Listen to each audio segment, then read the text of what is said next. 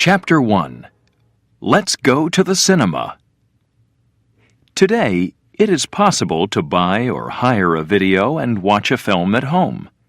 But millions of people all over the world still prefer to go to their town or city cinema for a night out. And before television arrived in people's homes, a visit to the cinema was something really special to look forward to. The golden age of filmmaking and going to the cinema was between about 1930 and 1950. Film stars seemed like kings and queens. Cinemas were picture palaces, where for the price of a ticket, you could enter into a magical world where anything and everything was possible. In 1946, 1,650,000,000 cinema tickets were sold in Great Britain. That's 33 tickets for every man, woman, and child in the country. And in the year 1939, the year when audiences first saw Gone with the Wind, 30,000 people were employed by the big film studios in Hollywood. They made 400 films every year. Americans called the moving pictures the movies, and 50 million of them went to the cinema every week. They wanted to see the magic of the movies. But how did it all begin?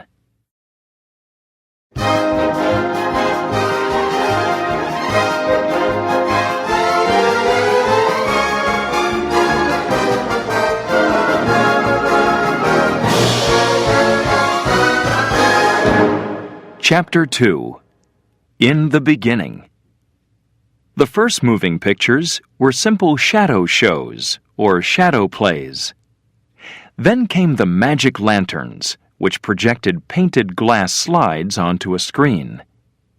These became very popular in Europe in the 18th century, and lantern showmen traveled from village to village. But in the 1820s, Nicephore Niepce invented photography, and soon photographs were used instead of the much more expensive glass slides. But these were not movies. The pictures did not move. To make moving pictures, it is necessary to take a large number of photographs very quickly, one after the other. Then, when the photographs are projected, the person or animal in the picture appears to move. In 1878, the British photographer Edward Muybridge, who was living in California, fixed 12 cameras beside a racetrack and took pictures of a racehorse very quickly, one after the other. The American inventor, Thomas Edison, watched the work of Muybridge with great interest. Edison had invented the phonograph, an early record player, in 1877. By 1890, William K. L. Dixon, who was working with Edison, had managed to take moving pictures with something called the kinetograph. In 1893, the world's first film studio was built by Edison in West Orange, New Jersey. Actors from Buffalo Bill's Wild West show and Barnum and Bailey's Circus were filmed there. The films were shown in kinetoscope machines. These machines did not project the film onto a screen. They had peepholes that one person at a time could look through. It was the Lumiere brothers in France who invented a camera and projector in one, the cinematograph. Now, large audiences could watch projected pictures on a screen. And because films were longer, people were happy to pay more to see them. The Lumiere brothers gave the first performance of their cinematograph in Paris in 1895, in a room under the Grand Café, 14 Boulevard des Capucines, on the 28th of December. They borrowed 100 chairs from the café, but only 35 seats were sold at £1 each. But it was the world's first film show. Then Edison introduced the Vitascope projector in New York on April 23, 1896. And by the end of that year, films were flickering on screens all over Europe and America. Films were often called flickers or flicks. At first, people did not mind what they watched. It was exciting enough just to be able to see real moving photographs of people and animals. But slowly, films with stories began to appear, and the Frenchman Georges Méliès began to use clever photography to make strange things happen. These were some of the first special effects. Film fact: there was a bad accident in May 1897. A cinematograph show was part of the Great Charity Bazaar in Paris. But the projectionist was careless, and the film caught fire. This started an even bigger fire, and 140 people died. Many of them were very rich and important people.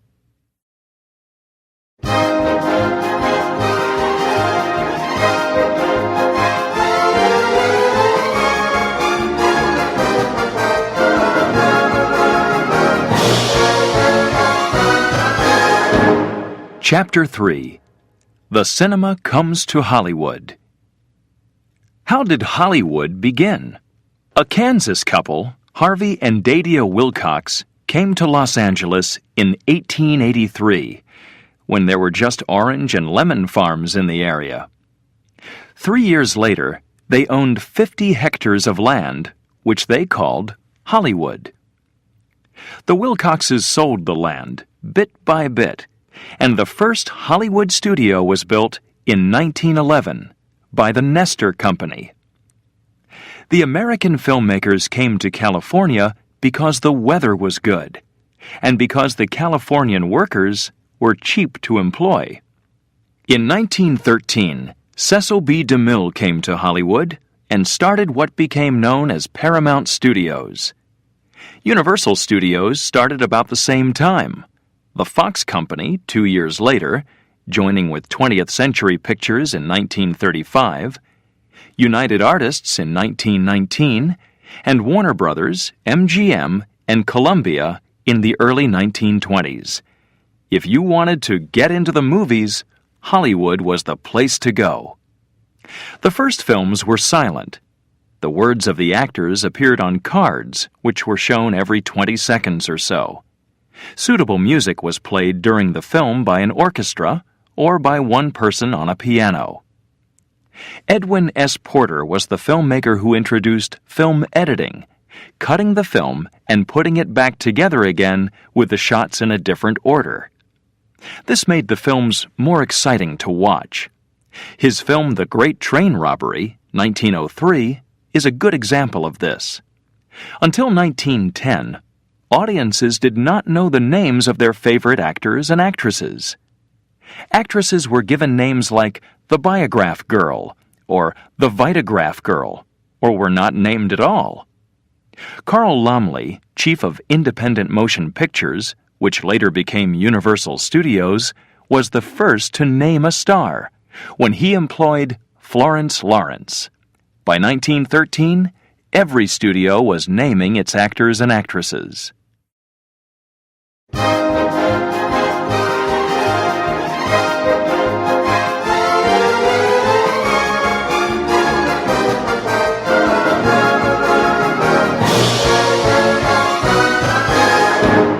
Chapter 4. Famous Faces. Although the first films were silent, during the years after 1910, going to the cinema was becoming more and more popular. Charlie Chaplin and Buster Keaton were busy making audiences laugh. Rudolph Valentino, an Italian actor, became the great lover of the silent screen. And millions of women sent him love letters after films like The Four Horsemen of the Apocalypse and The Sheik, both 1921. Sadly, he died in 1926 when he was only 31. Douglas Fairbanks was the star of some of the best adventure films, and audiences loved the beautiful Clara Bow. One very famous silent film was The Birth of a Nation, directed by D.W. Griffith. It was first shown in 1915 and was almost 3 hours long. It was about the American Civil War, and a lot of people who had never been inside a cinema before came to see this film. The first serial, a film shown a bit at a time, usually one bit or episode each week, arrived in 1912. Audiences rushed back each week to see the next episode.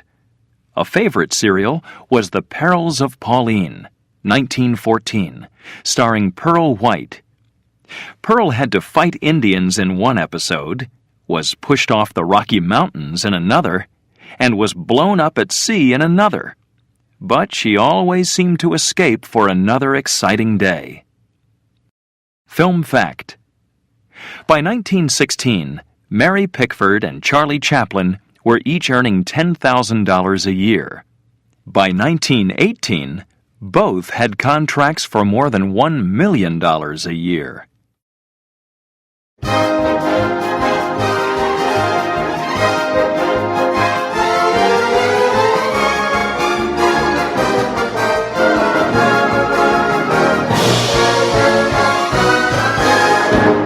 Chapter 5. The Golden Age. The Golden Age of the cinema began with the talkies, when the actors on film were able to talk for the first time. In 1927, at New York's Warner Theater, Al Jolson, the Russian-born Hollywood actor and singer, spoke and sang 6 songs in the Warner Brothers film The Jazz Singer. The first words that he spoke in the film were, "You ain't seen nothing yet." The audiences loved him. At first, there were many problems with talking pictures. Microphones picked up the noises in the studio. Directors had to stop shouting orders to the actors.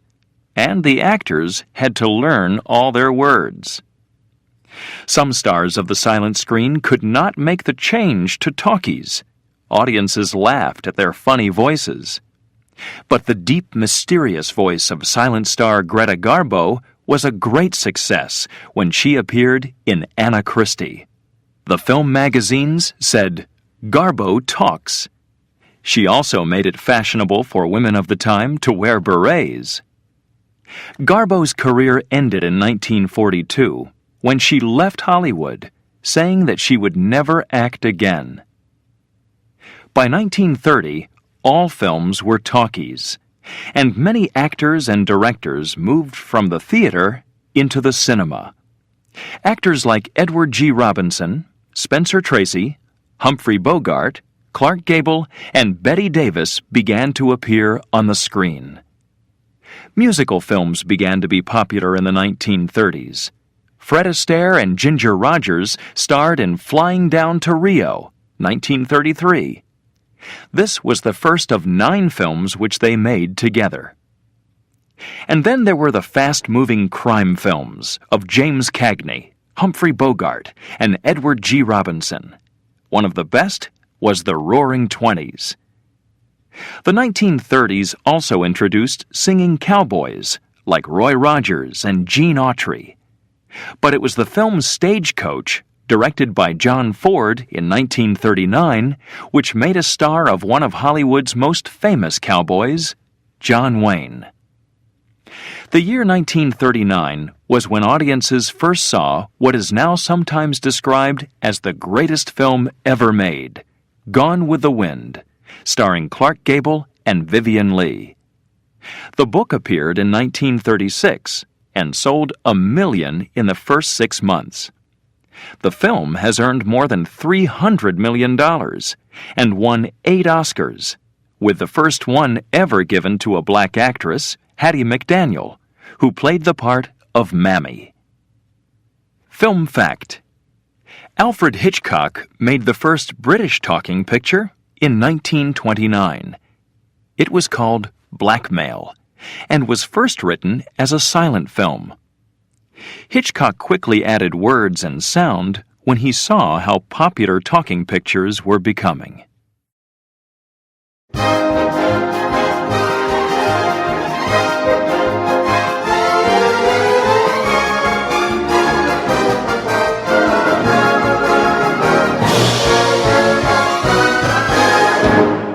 Chapter 6. The Star System. In 1932, Technicolor introduced a camera which could produce natural colors for the films that were shown in the cinemas. Filming in Technicolor was expensive, but soon every kind of movie could be seen for the first time in glorious Technicolor. The golden age of the cinema continued through most of the 1940s. Audiences filled the picture palaces in their towns, enjoying exciting films like Citizen Kane, Casablanca, and Double Indemnity, and musicals like Meet Me in St. Louis and Easter Parade. During the Second World War, many people went to the cinema for another reason as well. They could see the main film, but they could also see newsreels, films of the week's news with all the latest film and information about the war. At this time, actors worked for just one company. This was known as the Star System. MGM Studios told everyone that it had more stars than there are in heaven working for them. Stars like Judy Garland, Mickey Rooney, Jean Harlow, Spencer Tracy, Clark Gable, and Joan Crawford. Studios often chose or wrote stories especially for their big stars.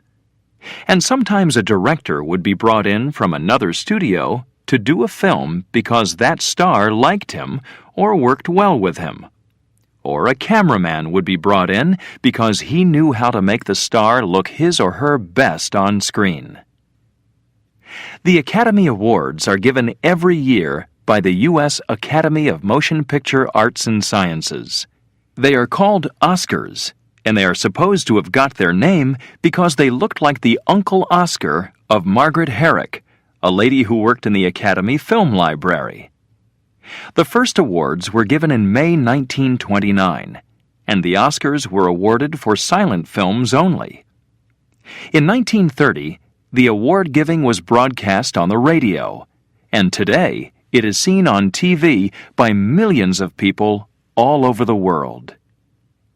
Film fact: one star, Marlon Brando, was paid $2.25 million for 10 days' work on Superman, 1978. He appears on the screen for about 10 minutes in the film.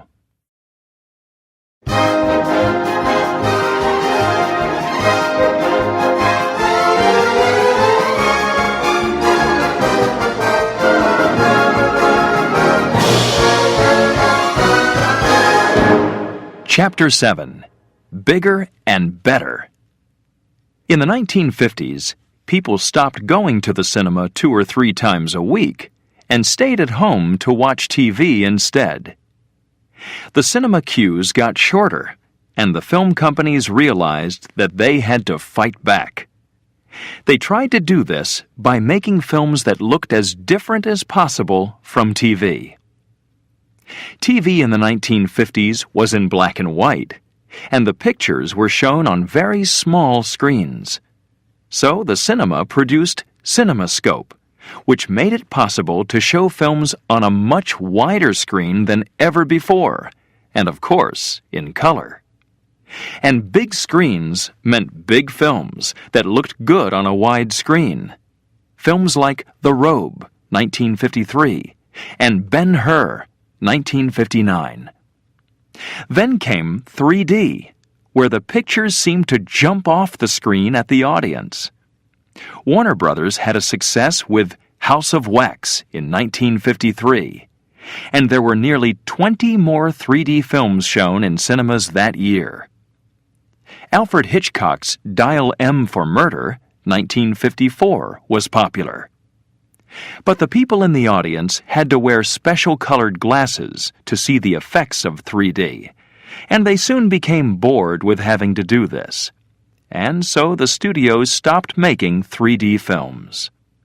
Cinerama films were popular for a short time, but it needed 3 projectors and a bigger screen again to show them.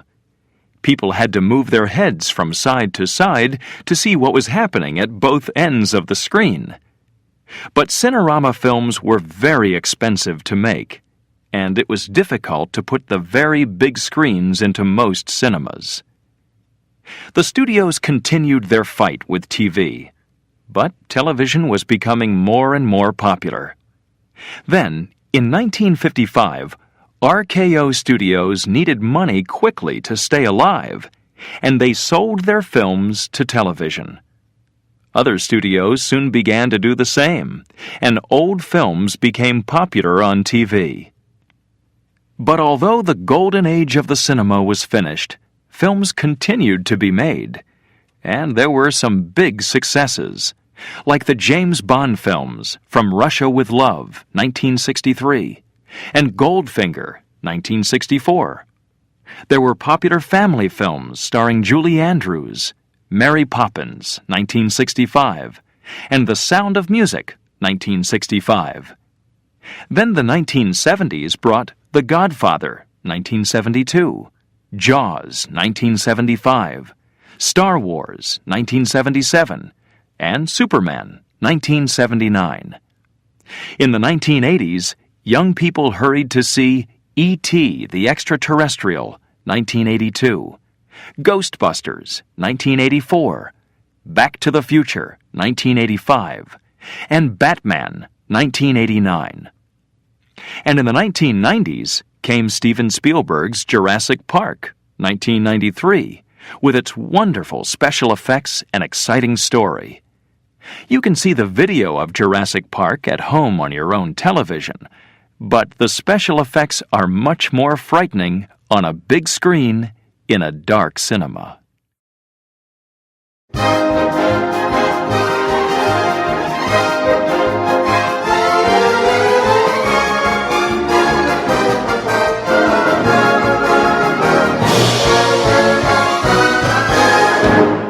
Chapter 8. Animation. Mickey Mouse, Tom and Jerry, Popeye, Bugs Bunny. All these famous cartoon characters began their lives as simple pictures on paper. Cartoon characters are painted onto sheets of clear film, called cells, so that the painted background can be seen through the unpainted parts of the cell. Then they are photographed. Each cell will have one picture, and each picture will be a little different to make the characters appear to move when they are projected at 24 pictures every second. The characters must look and sound the same in every film. Everybody recognizes the voice of Bugs Bunny, "What's up, Doc?" spoken by Mel Blanc. Blanc also gave the character the name Bugs. The most famous producer of animated films was Walt Disney. He introduced Mickey Mouse to audiences in 1928 in a black and white cartoon, Plain Crazy. At first, the mouse was called Mortimer, but then the name was changed to Mickey.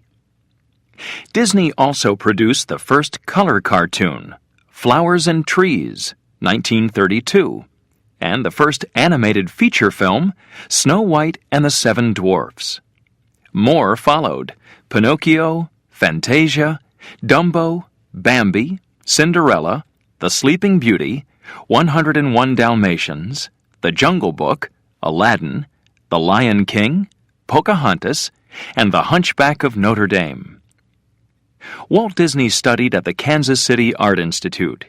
He made animated cartoons for the Kansas City Film Ad Company before going off to Hollywood and starting a company with his brother Roy in 1923. In the film Who Framed Roger Rabbit, 1988, cartoon characters and real actors appear together.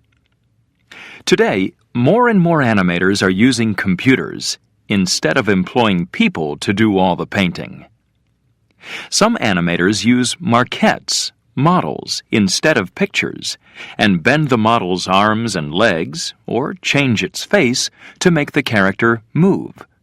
Creature Comforts, produced by Aardman Animations, who use models in all their films, won an Oscar for Best Animation.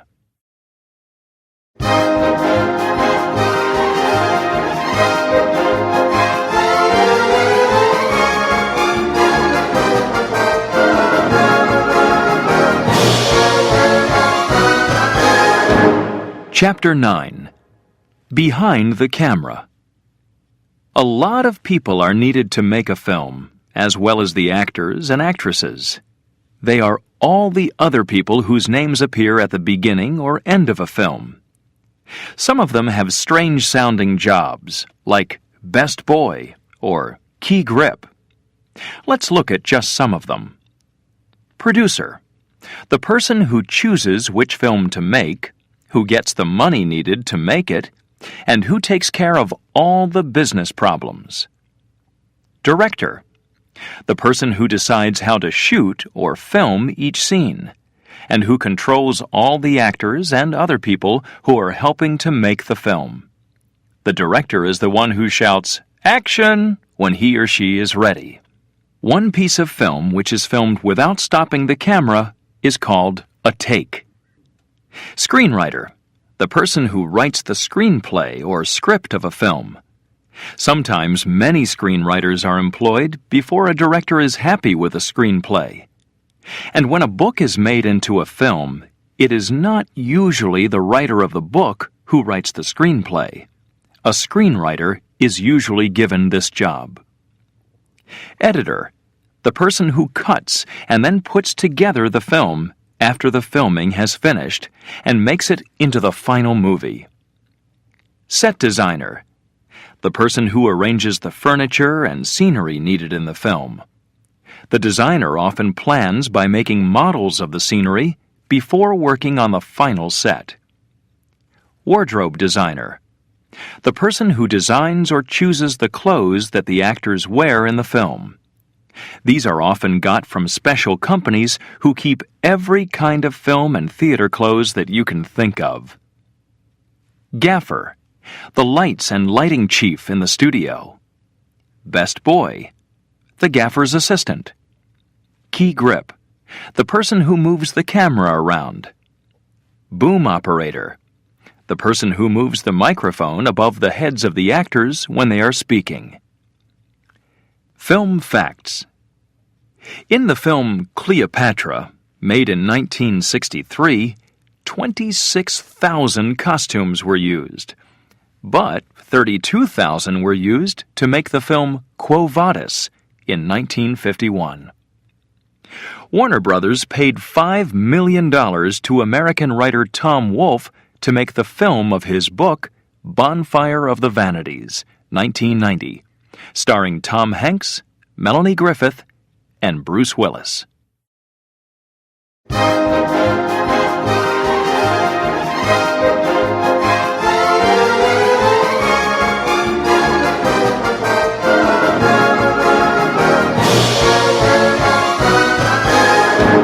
Chapter 10.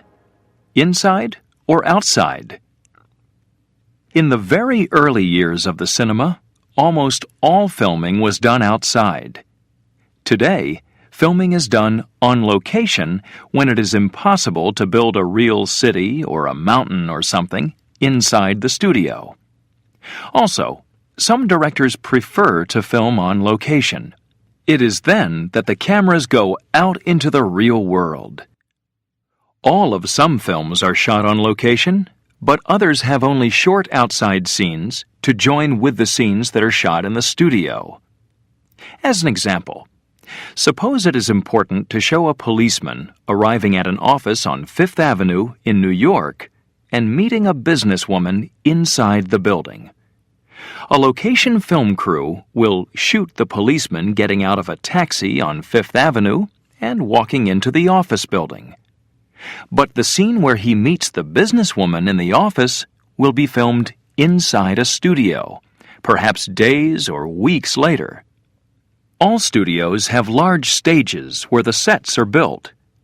One of the biggest in the world is at the British Studios of Pinewood in Buckinghamshire, where one of the stages is 102 meters long. Sets are sometimes used for more than one film, and this was very true for cowboy films that were made in the 1920s and 1930s. Then, a Hollywood studio often made 30 or 40 of them in a year, and the street where the cowboys had their final gunfight often appeared in film after film, with only small changes. Film facts. The largest number of locations used in a Hollywood film was 140 for Around the World in 80 Days, 1956. The largest number of cameras used for a single scene was 48 for the sea battle in the 1925 film of Ben-Hur.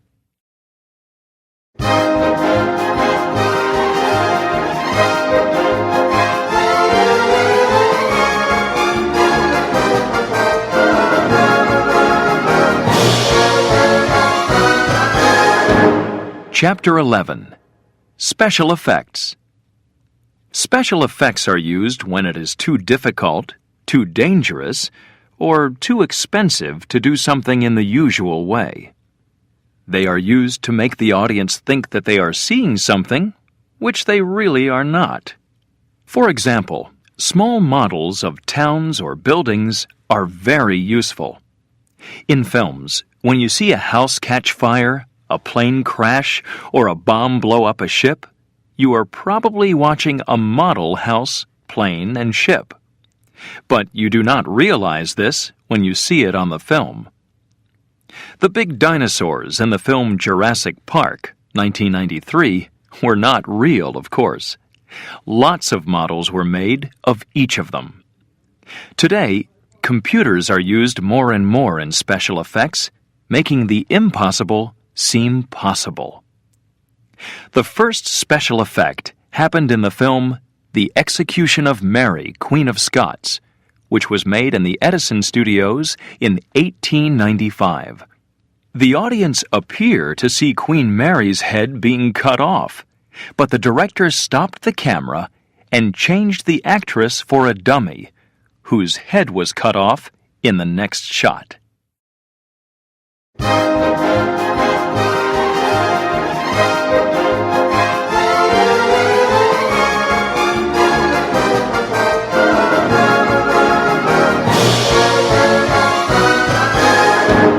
Chapter 12. Stunts and Makeup. Stuntmen and stuntwomen are used when something is too difficult or too dangerous for the actor to do. Every stunt is carefully planned before filming and must be as safe as possible. They wear the same clothes and makeup as the star and are usually filmed so that their faces are not seen clearly. They wear special clothes that will not catch fire if they are to be filmed in a burning building, although often there is more smoke than fire, and the fire is carefully controlled. Stuntmen often wear padding under their clothes so that they do not hurt themselves when they fall from something, like a horse or a moving car.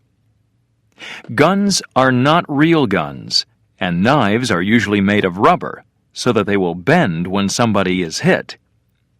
Stuntmen who fall from buildings will fall onto something soft, which you won't see in the final film, of course. The important thing is that it looks real.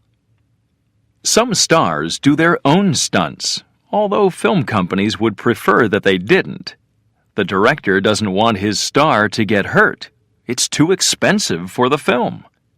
Mel Gibson did all his own stunts in Mad Max Beyond Thunderdome, 1985. The makeup artist can change a nice-looking actor into something very frightening, or a beautiful young actress into an old woman. It took 8.5 hours each day to change the actress Francesca Annis into a 100-year-old woman in the 1982 film Krull. Rubber masks are made for the actor to wear when it is necessary to make very big changes to their face. Wigs, beards, mustaches, false eyelashes, all these things help to make a character. It is even possible to make a man look like a woman.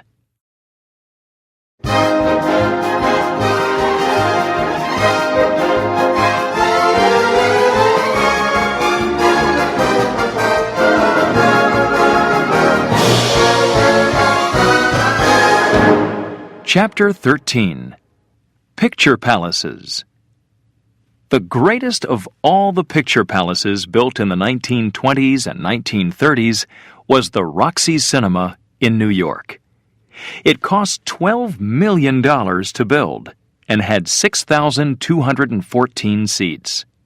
300 people worked at the cinema, with 16 projectionists and 110 musicians.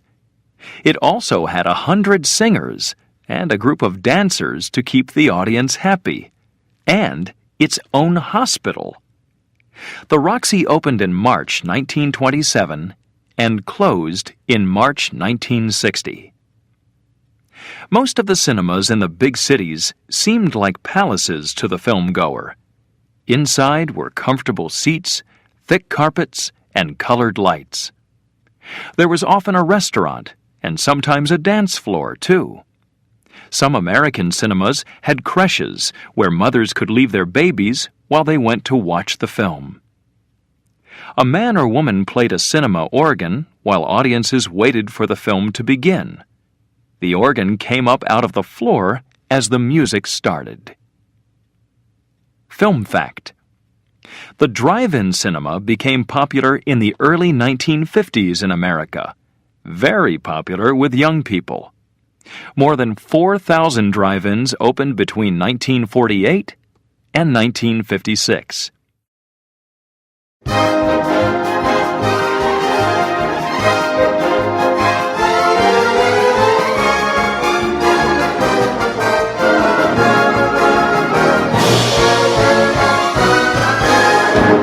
Chapter 14. What happens next? Today, cinema audiences are much smaller and usually younger than the audiences of the Golden Age. Many of the picture palaces are now multi-screen cinemas with 4 or 5 small cinemas inside one building. Today's films appear on video and then on TV after they have been seen by cinema audiences. But some old films don't look so good on TV. Cowboy films are an example of this. The wonderful scenery in films like How the West Was Won needs a large screen to show it at its best. Television can't do it. For many people, the cinema is still the only place to watch a film. One of the cinema's newest ideas is IMAX projection. A screen 19 meters high and 15 meters wide and excellent sound makes an audience feel that they are really there. IMAX dome theaters have a big 30-meter screen, which puts the audience right in the center of everything that is happening in the film. And with IMAX 3D, people find themselves reaching out to try and touch what they can see. It is so real. There are nearly 150 IMAX theaters in different countries all over the world, and more are being built every year. So this is cinema today. And as Al Jolson said in The Jazz Singer, "You ain't seen nothing yet."